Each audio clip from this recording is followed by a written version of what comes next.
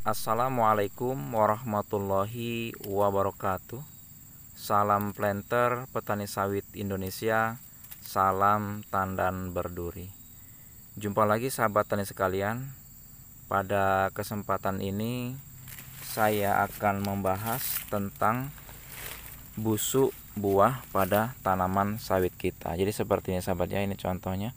Sawit ini sebelum masa sempurna sudah busuk, dan biasanya juga sebelum seperti ini masih hitam-hitam seperti ini pun sudah pada busuk. Dan kita akan membahas apa penyebab busuk buah ini, kemudian bagaimana cara kita menanggulanginya.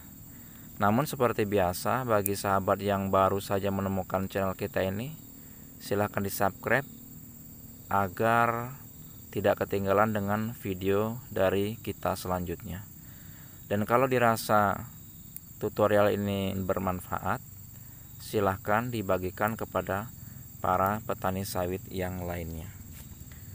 Sahabat tani sekalian, sawit yang terserang jamur seperti ini, jamur ini disebut dengan Marasmius palmivorus. Jadi menyerang pada buah kelapa sawit kita, dan ini juga menyerang pada buah-buah yang masih muda ya sahabat ya.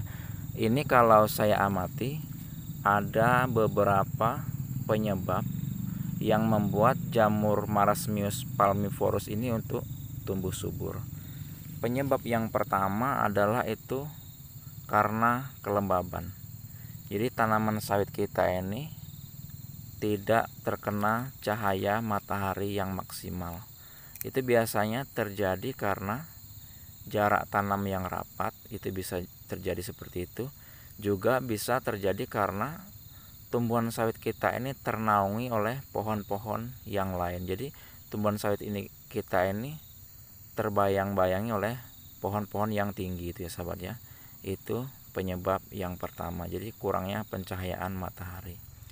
Penyebab yang kedua, timbulnya jamur Marasmius palmivorus ini karena di awal mulai berbuahnya tanaman sawit kita ini, kita tidak melakukan kastrasi juga sanitasi yang benar. Jadi sawit kita ini begitu kita tanam, biasanya kita tinggalkan, nanti beberapa tahun kemudian ketika mulai berbuah baru kita jenguk tanaman sawit kita ini, yang berbahaya. Jadi sawit kita ini semak dan pruningannya pun banyak, tidak kita bersihkan. Itu penyebab yang kedua.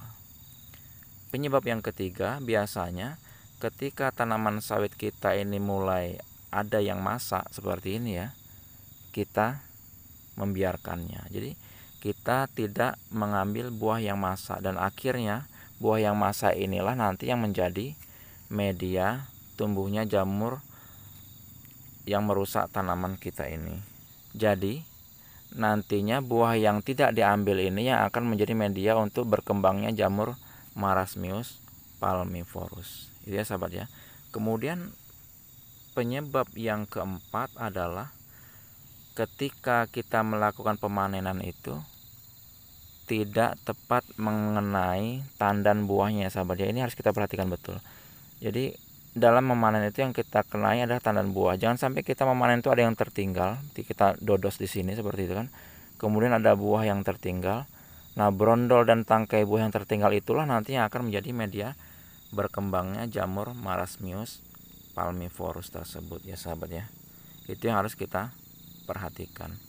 Kemudian selanjutnya, setelah kita mengetahui bagaimana jamur ini bisa tumbuh, tentu kita harus segera melakukan pencegahan atau antisipasi.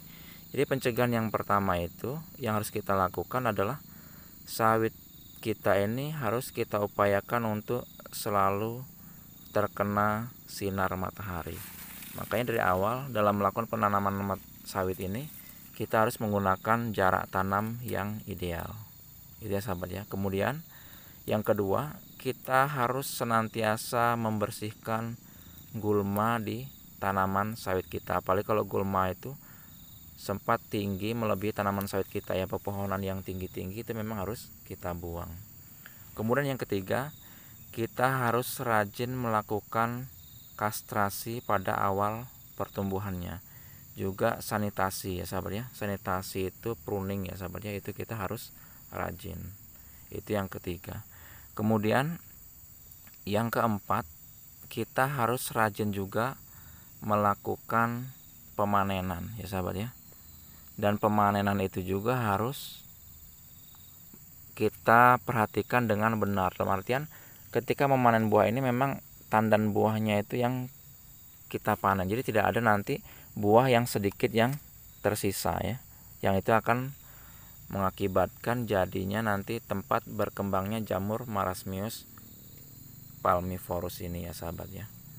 Kemudian setelah ini semua kita lakukan ya, keempat cara ini kita lakukan dan masih juga tumbuh jamur Marasmius palmivorus ya, kita harus melakukan cara yang kelima, yaitu dengan cara melakukan penyemprotan fungisida. Dan sebelum kita melakukan penyemprotan fungisida ini, maka semua buah ini sahabat ya, baik yang masak ataupun yang mentah itu kita buang semua. Kemudian kita semprot dengan fungisida yang berbasis golongan Basidiomycetes. Itu fungisidanya sahabat ya, itu kita cari di toko pertanian.